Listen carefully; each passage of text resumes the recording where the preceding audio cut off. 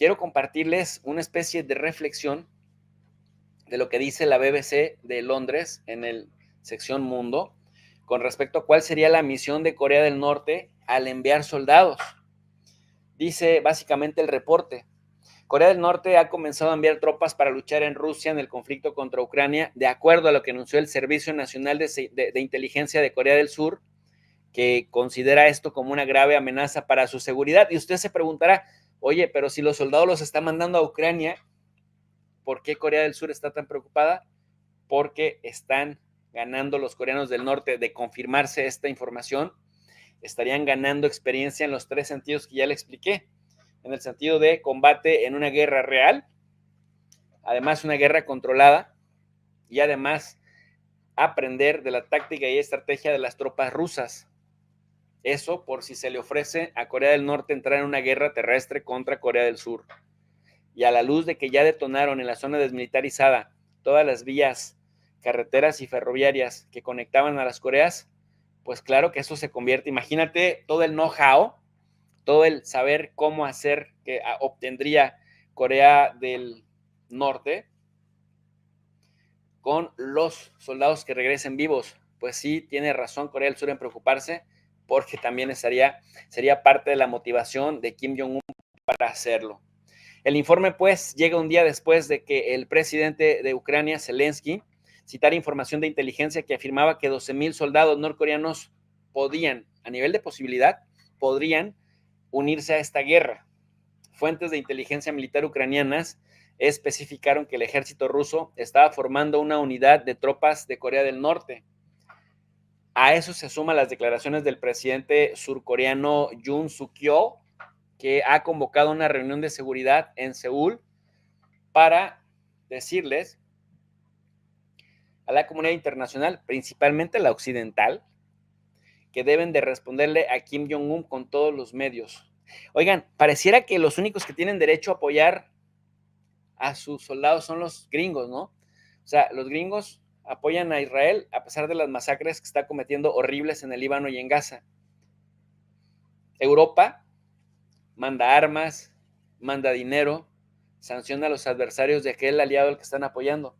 De pronto pareciera que Irán, Corea del Norte, Rusia o China no tienen derecho a hacer lo mismo, en reciprocidad. Por si acaso les comento que en las relaciones internacionales justamente siempre se aplica como principio vital la reciprocidad, el como me trates te trato y viceversa. Y ahora dice el presidente de Corea del Sur, que le dicen, por cierto, el Trump surcoreano, porque es igual de hablador, dice: la comunidad internacional debe de responder por todos los medios a Kim Jong-un por atreverse a mandar soldados a Ucrania. Y uno se preguntará, ¿y cómo por qué toda la comunidad internacional? Bueno, pero sabemos que es parte de la retórica de esta complicada relación.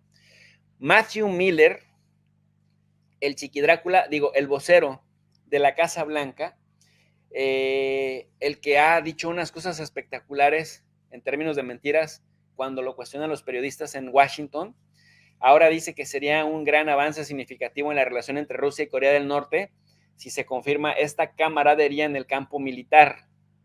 Además, ha dicho también que esto reflejaría un nuevo nivel de desesperación de Rusia ante sus pérdidas en el campo de batalla.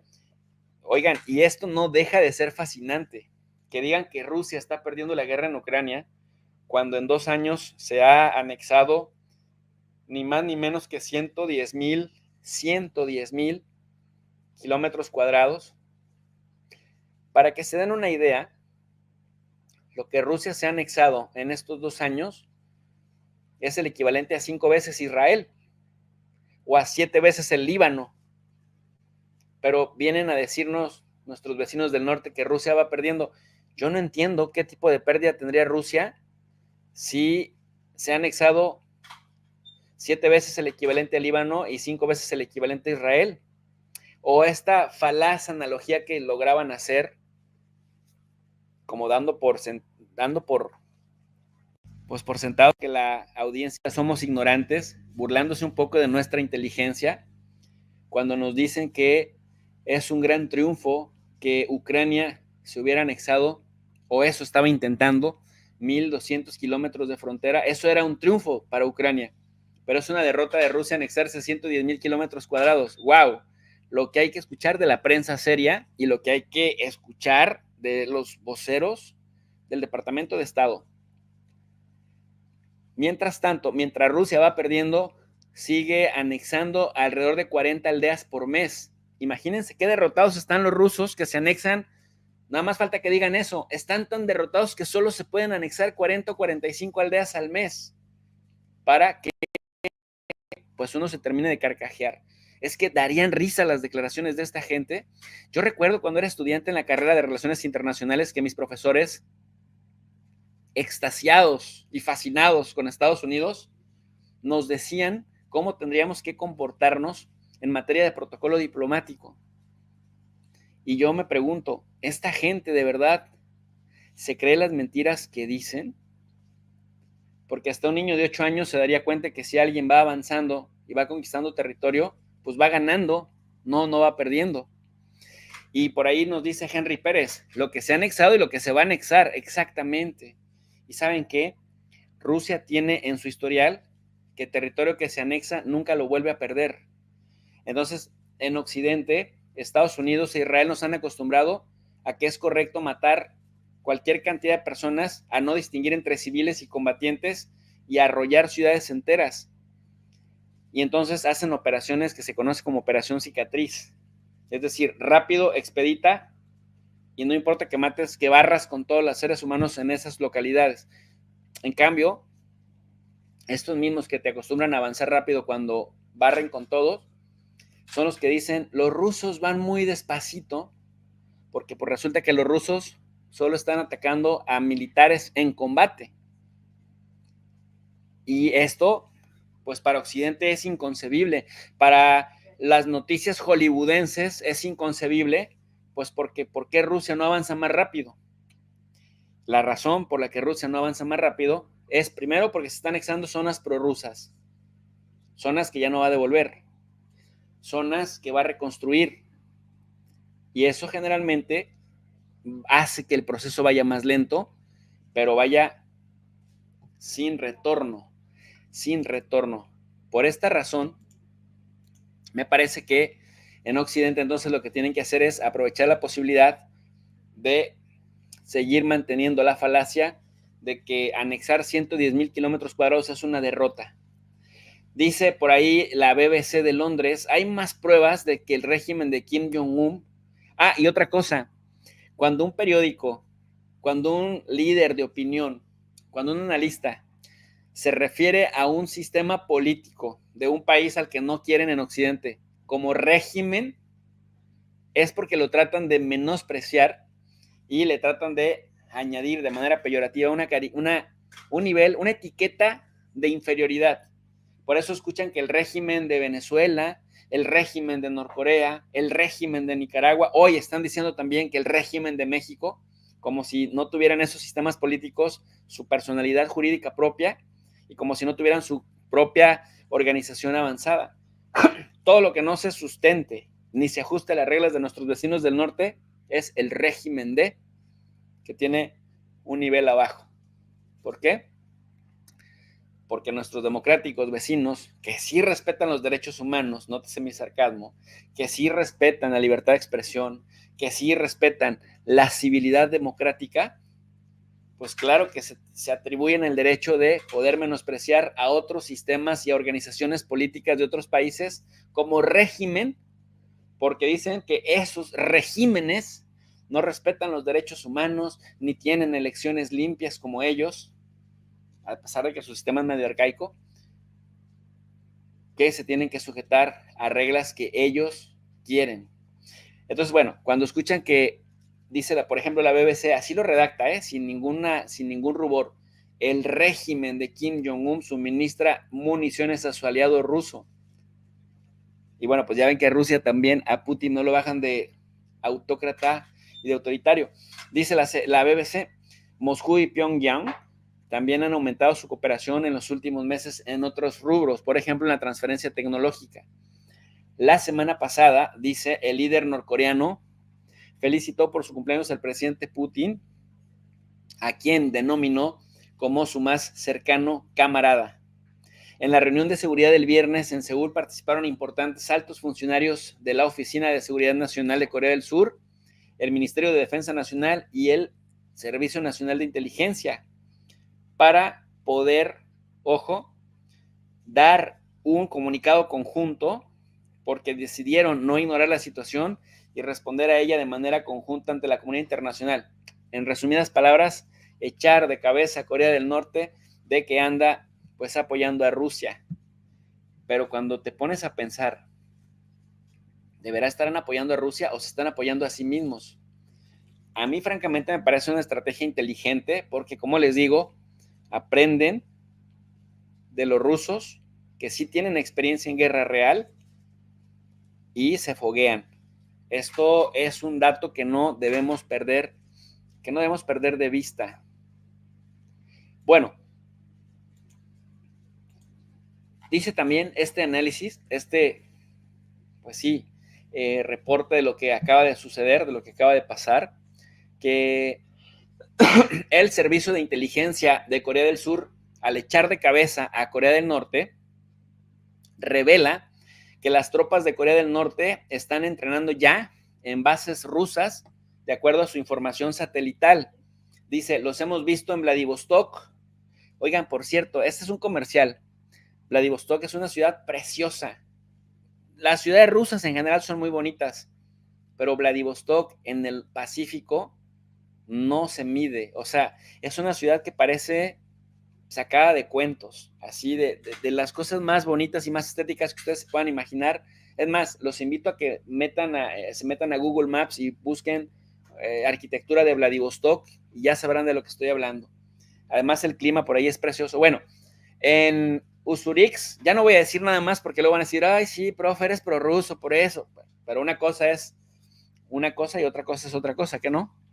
Y la arquitectura de Vladivostok es de verdad, y miren que en Asia las cosas se mueven, pero es que, a ver, pues también los chinos, la arquitectura china contemporánea es de rascacielos enormes. Quien sea fan de los rascacielos enormes, pues valorará una ciudad como Vladivostok, que es una ciudad pintoresca, muy, muy bonita.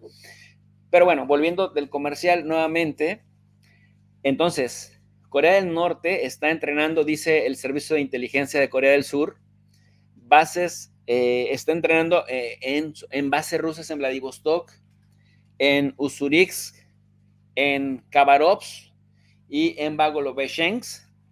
Esto todo ciudades y pueblos rusos que colindan en el Pacífico. El Servicio de Inteligencia coreano del Sur, dice que ha descubierto que estas prácticas militares conjuntas se vienen dando desde el agosto del 2024 y que Rusia, en agradecimiento con Corea del Norte, les ha enviado 13,000 contenedores de carga con proyectiles, misiles y cohetes antiblindaje. Si se dan cuenta, si esto es cierto, si Corea del Sur no nos está contando una de estas series surcoreanas que son tan famosas en el Netflix, si es cierta la información del servicio de inteligencia, sería una jugada maestra de Kim Jong-un, porque ya se está empezando a ver el beneficio de lo que está haciendo con un socio tan fuerte y tan potente como Rusia. También los coreanos del sur especificaron que Rusia había recibido hasta 8 millones de proyectiles de calibre 122 y 152 milímetros. Algunos expertos militares creen también que las unidades militares rusas tendrán dificultades para incorporar tropas norcoreanas en sus líneas del frente, sobre todo por el tema del idioma. Pero bueno, pues me imagino que en esos niveles hay siempre traductores que les acompañan por batallones, por regimientos, por divisiones. Y al final, pues eso se supera. Corea del Norte es impresionante porque aunque es un país pequeño, tiene 25 millones de habitantes, pero es uno de los países que en proporción, número total de habitantes versus ejército activo más reservistas, tiene un ejército gigantesco. O sea, son 1.3 millones de soldados activos con reservistas que, como yo les he venido señalando, la única desventaja que tienen hasta este momento los coreanitos del norte es que no tienen experiencia en guerra real en batalla recientes, lo cual no quiere decir que no sean eficientes, pero sí en un momento crítico podría ser la diferencia. No tienen experiencia en guerra real y digamos, es un valor agregado que les daría pues el incorporarse a Rusia más otros beneficios como imagínense, Rusia con tantos recursos, carbono, fertilizantes, grano, y Corea del Norte por las sanciones estadounidenses tiene ese problema, el problema del tema de la alimentación, que Rusia podría pues literalmente aliviar.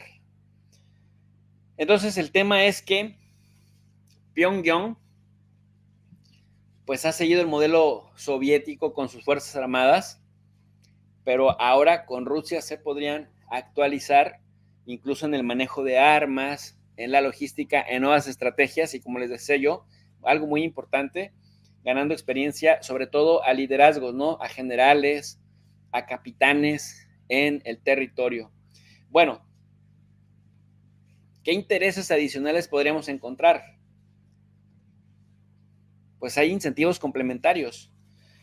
Pyongyang necesita dinero, tecnología y alimentos. Rusia tiene dinero, tecnología y alimentos, pero Rusia requiere soldados y municiones. Corea del Norte tiene soldados y municiones, es decir, es el encaje perfecto y la relación es una relación de ganar-ganar. Ahora, ¿tiene sus riesgos? Sí. Los riesgos es que pues manden al frente a los norcoreanos y no sobrevivan muchos. Otro riesgo podría ser que las sanciones se agudicen aún más sobre Corea del Norte y otro riesgo podría ser que algo pueda pasar entre los soldados de Rusia y de Corea del Norte que pues puedan hacer que peligren las relaciones bilaterales a nivel de gobierno. Pero Corea y Rusia, si se confirma, ojo, por eso lo ponemos en signos de interrogación, porque hay mucha gente que no sabe leer, sobre todo los haters que luego vienen a pelear y a criticar sin identificar la diferencia entre los signos de interrogación y los signos de exclamación. Y dicen, es que tú lo afirmaste, cuando en realidad, si se fijan, estamos haciéndonos la pregunta y lo estamos todavía dejando a nivel de posibilidad. Bueno, si esto se confirmara, si no es una serie surcoreana de estas tan exitosas en el Netflix, y si los servicios de inteligencia de Surcorea realmente tuvieran razón, y no es una trampa para fastidiar a sus hermanos del norte, a los coreanos del norte, dicen que básicamente están en el momento más atractivo para ambos países para hacer este intercambio, esta ayuda que consolidaría de una vez y para siempre la relación entre ambos. Usted que me lee, usted que me ve, usted que interactúa con este espacio educativo, ¿qué piensa? Vamos a hipotetizar, si se confirma que hay la presencia de miles de soldados norcoreanos en Rusia, ¿esto a quién beneficia más? ¿A Rusia? ¿A Corea del Norte? ¿Esto a quién perjudica más, además de Ucrania? ¿Por qué es importante pensarlo? Porque a estos niveles de la política internacional nada se da por casualidad. A estos niveles de la política internacional, decían los teóricos del realismo político, que ven las dinámicas del sistema internacional como un juego de suma cero, en donde lo que gana uno lo pierde el otro, no hay casualidades. Y si estamos ante líderes que ven el mundo como un juego de suma cero, en donde lo que gana uno lo pierde el otro, definitivamente Corea del Norte le estaría dando una bofetada a Estados Unidos, pero principalmente le estaría dando una bofetada a Corea del Sur y le estaría diciendo, vamos en serio en nuestro objetivo de preparar, de actualizar a nuestras tropas en respuesta a que tú sigues practicando con fuego real en el mar amarillo, es decir, en nuestras aguas internacionales. Una cosa súper interesante, porque miren, también los movimientos de Rusia, si lo vemos desde el punto de vista del escenario geopolítico, pensándolo como ajedrecista, Rusia cuando se enteró que Israel estaba mandando, pues es eso como se maneja Israel, una industria de las armas, estaba mandando armas a Ucrania y también pues sistemas de espionaje a Ucrania. Rusia entonces advirtió, ni siquiera le reclamó nada a Israel, nada más empezó a colaborar más con Irán y advirtió que cualquier cosa que se diera contra Irán podría poner en serios aprietos a toda la región, porque pues es una región en donde Rusia tiene muchos intereses. Y entonces imagínense ahora esto en el escenario del Medio Oriente, devolviéndole, digamos, cada uno de los golpes y de manera además sistemática a Estados Unidos, porque ahora viene a apoyar al otro aliado, a Corea del Norte, y apoyarse en Corea del Norte. Pero con eso también activa o preocupa a Japón, que ha estado muy colaborador desde la subordinación con Estados Unidos, por eso le decimos Japeón, ¿no? Y a Corea del Sur, porque, oye, el tener a un Corea del Norte con ejército activo, con ejército actualizado, con ejército con disposición a defenderse, es un reto bastante importante en el Mar Amarillo y en el Océano Pacífico. Y si ves los tentáculos de Rusia, pues justamente ahí estaría respondiendo cada una de las ofensas que le ha hecho Japón y que le ha hecho Corea del Sur. En el Medio Oriente, pues respondiéndole a Israel, pues esa traición que hace frente a Rusia, de que originalmente dijo Israel que se iba a mantener neutral en el tema de Rusia y Ucrania, pero bueno, pues vive Netanyahu es como la chimoltrufia, como dice una cosa, dice otra, y hace algo diferente a lo que se compromete a hacer. Por eso Rusia dice, ok, pues entonces si Irán es tu principal enemigo, activamos la ficha llamada Irán. Y en el escenario euroasiático, con el tema de Ucrania, el hecho de que Rusia se vaya a reforzar, pues también implica que de aquí a las elecciones, pues Joe Biden no duerma, a pesar de que buena parte del tiempo se la pasa durmiendo, por eso le dice Trump el sleepy, pues vea más alejada la posibilidad de que pueda ganar Kamala Harris, porque ha cometido tantos errores, que ha desaprovechado toda la carga mediática que ha habido en su favor y también pues en contra de Trump. De tal suerte pues que Rusia está ganando tiempo para fastidiar más la elección de Estados Unidos en el escenario o por las consecuencias que se puedan dar en el escenario de Eurasia y el desgaste que ha tenido Estados Unidos económicamente hablando en financiar esa guerra contra Rusia, que ha sido brutal.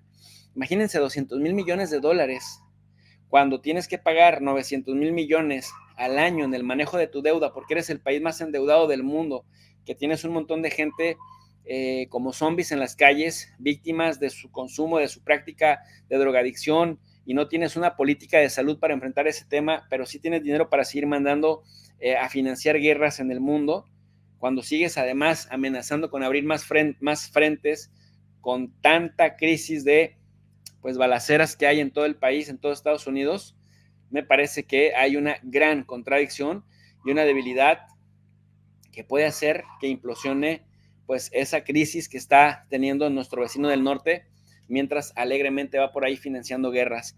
También a John Smith dice gracias. Dice, profe, ¿cree que China gane algo gracias a Rusia? Por supuesto.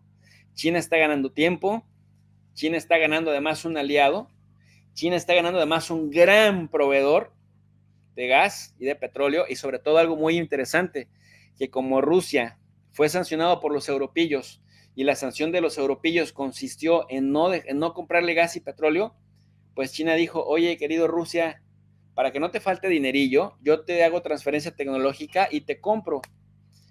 Pero, ¿y si me incentivas y me das un descuentillo? Y Rusia le hizo unos descuentos enormes, así que China se ha beneficiado bastante de los grandes y enormes descuentos que en materia de gas y petróleo le ha hecho Rusia. Y China tiene lo que Rusia necesita y viceversa.